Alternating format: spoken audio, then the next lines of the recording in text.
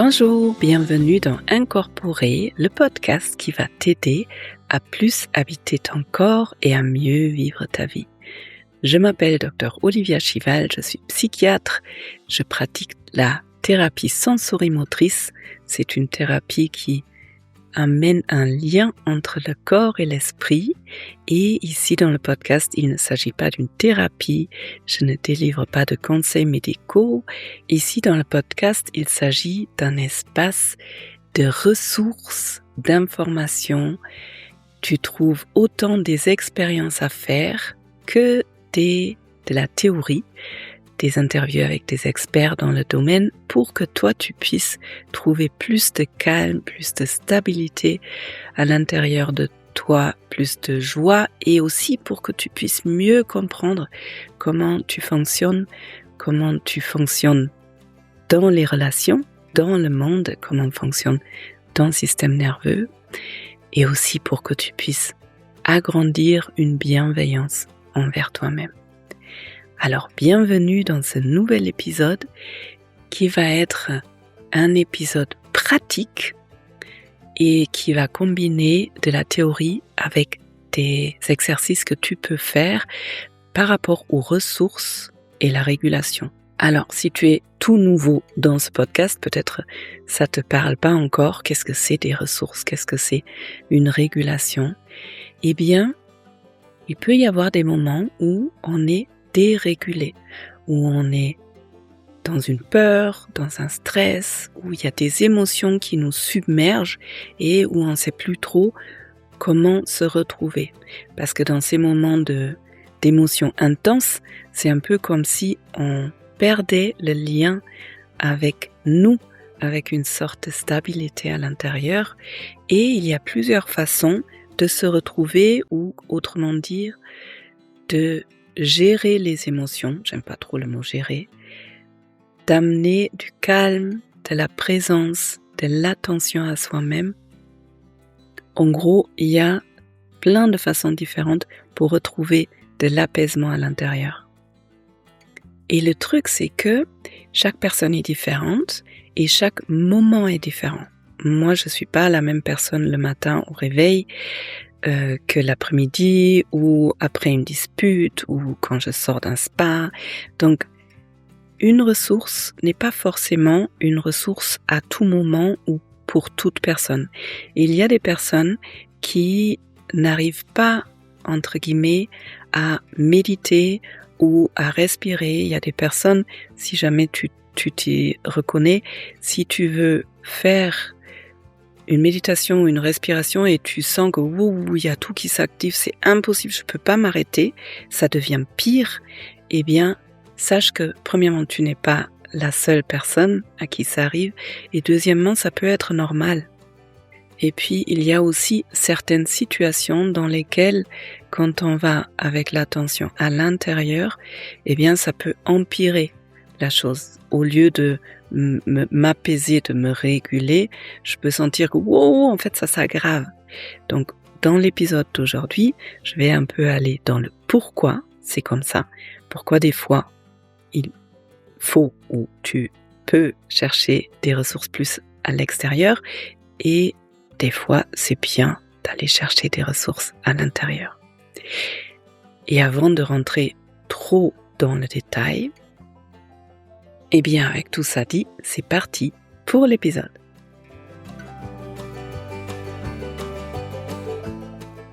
Alors, par où je vais commencer? Des fois, ce qui se trouve à l'extérieur de mon corps peut m'amener vers l'intérieur. C'est justement dans les moments où l'intérieur est trop activant et trop difficile quand tu te rends compte que poser ton attention à l'intérieur de ton corps, eh ben, ça amène encore plus de stress, plus d'angoisse, plus d'activation. Ça peut être le moment de t'orienter vers l'extérieur et par l'extérieur, tu vas trouver un chemin vers l'intérieur. Dans cet épisode aujourd'hui, je vais te proposer 3 chemins concrets qui vont t'amener de l'extérieur vers l'intérieur, mais avant, je vais parler un peu du pourquoi. Notre système nerveux a d'abord appris de trouver de la sécurité à l'extérieur, quand tout se passe bien. En fait, le bébé, quand il arrive sur cette terre, n'a aucune capacité pour réguler les émotions. Le bébé, il est complètement dépendant des personnes qui s'occupent de lui et quand tout se passe de façon favorable pour l'enfant, eh bien, par la présence et par ce qu'on appelle l'attunement en anglais, c'est un adulte qui est proche de l'enfant, qui résonne avec ce qui se passe dans l'enfant, mais avec une capacité d'ancrage, de régulation. Eh bien, l'enfant va progressivement apprendre que les émotions fortes, comme au départ souvent la peur, eh bien, ça peut s'apaiser. Et ça s'apaise d'abord en contact avec une autre personne, avec un autre être humain, la mère, le père ou la personne qui s'occupe de l'enfant. Donc en fait, réguler les émotions à l'extérieur avec une personne ressource, c'est la toute première chose qu'on a appris. C'est le premier chemin pour notre système nerveux. Et au fur et à mesure, l'enfant peut apprendre progressivement, quand il est dans un contexte de sécurité, à réguler, à ressentir et à réguler ses émotions soi-même. Ça, c'est l'autorégulation, comparé à la co-régulation, co avec une personne à l'extérieur, auto soi-même. Et en fait, quand une personne a vécu des traumatismes, et ça peut être autant des traumas ou des situations très difficiles dans l'attachement, dans la relation avec les personnes ressources, ou un trauma autre.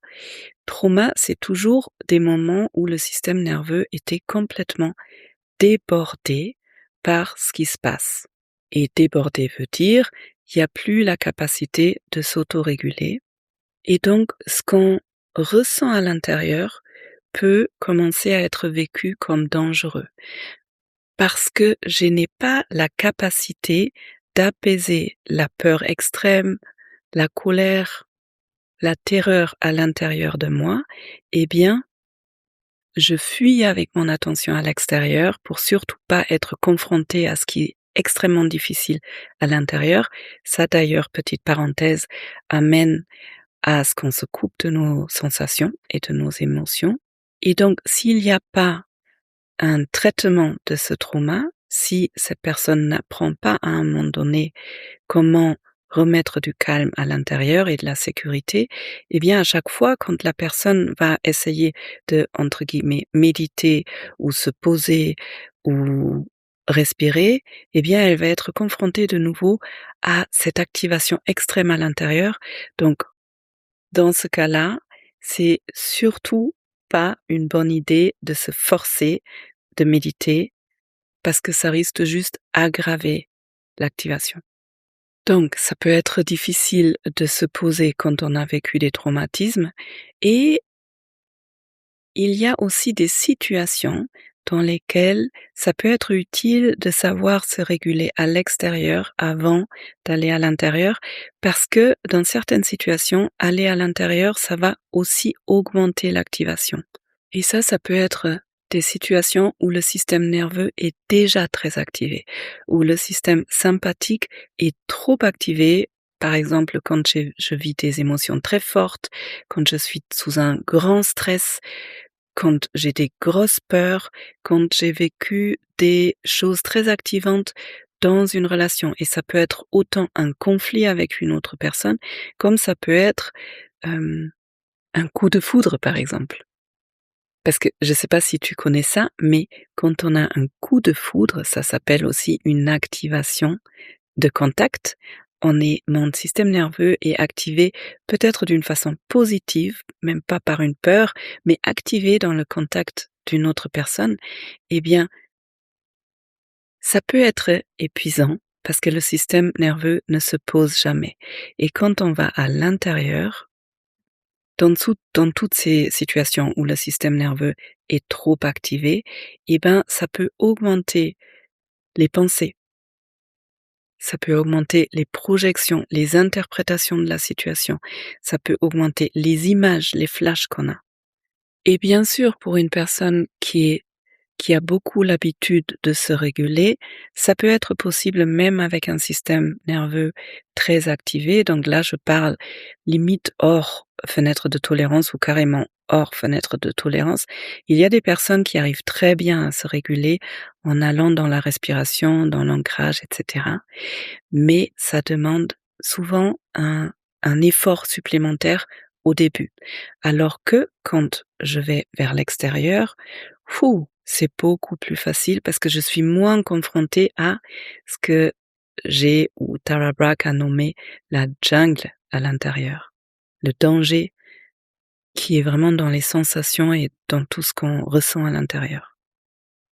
Et donc, les ressources sont dépendant de la situation et de ce que tu ressens, ce que tu vis dans le moment et il n'y a pas une ressource pour tout le monde, il n'y a pas une ressource qui va marcher dans toutes les situations. Voilà pour la théorie et maintenant je vais te proposer 3 chemins pour ces moments-là où tu sens: Je vais à l'intérieur mais en fait ça me pose pas du tout. J'ai l'impression que ça se serre encore plus, j'arrive moins à respirer, il y a plus de pensées». Je vais te proposer 3 chemins qui vont t'amener de l'extérieur vers l'intérieur. Le premier, c'est de t'orienter dans l'espace dans lequel tu es et ça peut se faire par plusieurs façons. Une façon, c'est vraiment et rien que ça souvent ça régule, ouvrir les yeux. Ouvrir les yeux et tu peux essayer de le faire là avec moi et regarder la pièce dans laquelle tu es et vraiment aussi tourner ta tête, voire tourner ton corps pour bien prendre conscience quelle est la taille de cette pièce. Regardez où sont les fenêtres, où sont les portes. Là, je le fais un peu vite, mais tu peux prendre le temps. Regarde la fenêtre, regarde même à l'extérieur. Regarde la porte. Pour le système nerveux, ça donne de la sécurité parce que regarder les murs qui ne bougent pas, qui sont stables, ça donne une stabilité et regarder les endroits où ça s'ouvre, donc fenêtres et portes, ça donne la possibilité de fuite. Tu peux regarder les 4 coins en haut du plafond et si tu es à l'extérieur, ce qui est super, c'est regarder la nature, regarder un arbre, la stabilité d'un arbre. S'il y a du vent dans les feuilles, il y a cette stabilité et en même temps la flexibilité. Tu peux poser ton endroit sur plusieurs objets ou plusieurs endroits, un après l'autre, en prenant du temps. Par exemple, là, je vois du ciel et tu regardes les nuances. Il y a des endroits où le ciel, il est plus bleu clair. Il y a des endroits où ça devient un peu blanc, mais un peu blanc laiteux parce qu'il y a une sorte de nuage très fin qui est dessus. Tu regardes le bleu, puis il y a un arbre devant. Donc tu peux regarder vraiment très précisément les branches. Là, en l'occurrence, il y a des toutes petites branches qui poussent vers le haut. Et il y a la lumière, le soleil qui se reflète sur certaines branches plus vers le haut. Du coup, ça devient presque comme doré et c'est plus foncé vers les branches plus bas qui sont dans l'ombre. Donc tu vois, tu prends le temps et tu vas vraiment chercher les détails en regardant. La deuxième façon de se réguler par l'extérieur, c'est avec le toucher, mais vraiment en contact avec une surface stable. Donc ça peut être poser tes 2 mains sur une table et sentir le contact. Et de nouveau, ralentir, toujours ralentir, sentir le contact, la pression, la température de la surface de la table. Tu peux sentir, ça ressemble du coup, ça va vers l'ancrage, mais sentir vraiment le contact des pieds au sol et en te connectant à cette notion de stabilité dans le sol. Est-ce que le sol, il est dur? Est-ce qu'il est mou? Et tu peux aussi poser ton dos contre un mur. sentir la stabilité du mur, sentir le contact, la température du mur, et en ralentissant, soit tu restes vraiment juste à l'extérieur, donc par exemple le contact avec le mur, soit quand ton système nerveux commence à s'apaiser, tu vas pouvoir commencer à aller vers l'intérieur progressivement, parce que tu vas sentir, quand je pose mon dos et je sens cette stabilité à l'extérieur, il y a les épaules qui relâchent un peu. Et c'est là le pont de l'extérieur vers l'intérieur. Et dès que tu sens que ça s'active, eh bien, tu reportes ton attention à l'extérieur. La température du mur, l'appui contre le mur, la dureté, la surface, la texture du mur. Et comme ça, tu peux aussi faire des petits allers-retours, un peu vers l'intérieur et de nouveau vers l'extérieur. Et au fur et à mesure que ton système nerveux s'apaise, ça va être de plus en plus faisable d'aller à l'intérieur et de trouver de l'apaisement et du bien-être à l'intérieur. Ça, c'est 2 façons de rentrer vraiment en contact avec le monde physique, le monde matériel, soit par les yeux, soit par le toucher. Ça peut être aussi par les sons, par l'ouïe. Tout en regardant la pièce ou l'espace autour de toi, prendre conscience aussi des sons qui sont là. Et le troisième, c'est celui dont j'ai parlé en premier, c'est la co-régulation qui fonctionne merveilleusement bien parce que notre système nerveux, il est fait pour ça. Donc, si tu es très activé et tu as une personne ressource, va la voir. Et ça peut être quand tu es en contact avec cette personne. Faire un hug, c'est génial. Prendre la personne dans les bras pendant 30 secondes, pendant 10 minutes. Et tu vas sentir que le système nerveux, il s'apaise progressivement. Et des fois, quand on est très activé, ça m'est déjà arrivé, j'avais besoin de 20 minutes. J'étais face à la personne qui m'a regardé dans les yeux, le regard, ça peut être intéressant, qui m'a tenu les mains et j'ai mis 20 minutes pour que ça s'apaise, pour que je re-rentre à peu près dans la fenêtre de tolérance.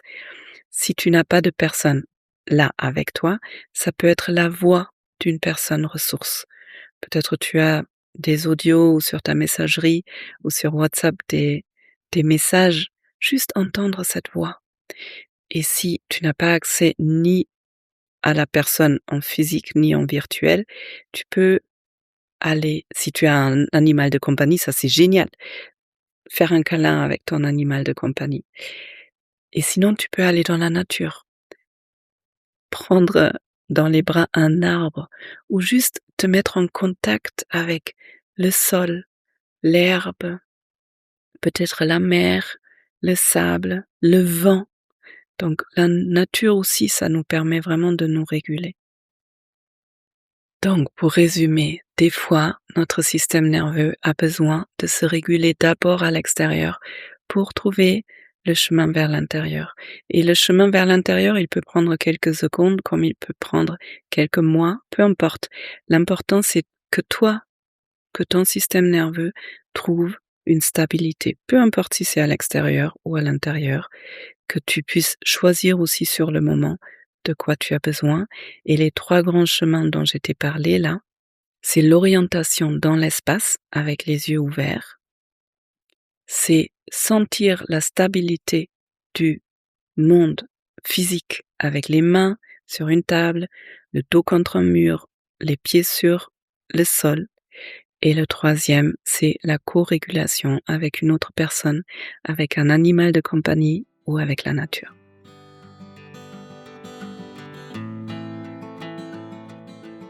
Bienvenue après cet épisode que je trouve important parce qu'aussi il y a des personnes qui me disent mais moi j'arrive pas à méditer et qui s'en veulent pour ça alors que non, tout est bien à prendre, c'est juste toujours une question de quelles ressources est-ce que j'ai et lesquelles est-ce que je vais chercher à ce moment-là.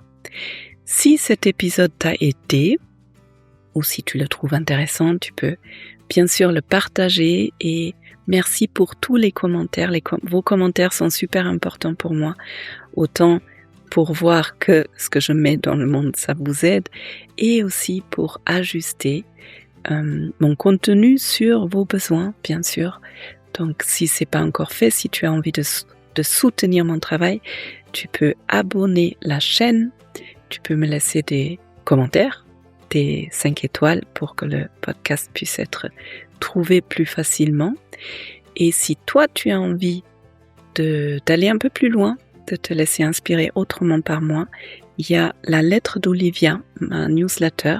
Tu peux t'inscrire, tu es le ou la bienvenue et le lien est en dessous de cette vidéo. Et puis il y a ma sécurité intérieure. Pour l'instant, il y a une liste d'attente parce que je recrée le cours, mais dans ce cours-là, c'est un cours en ligne, on va vraiment en profondeur dans tous ces thèmes-là.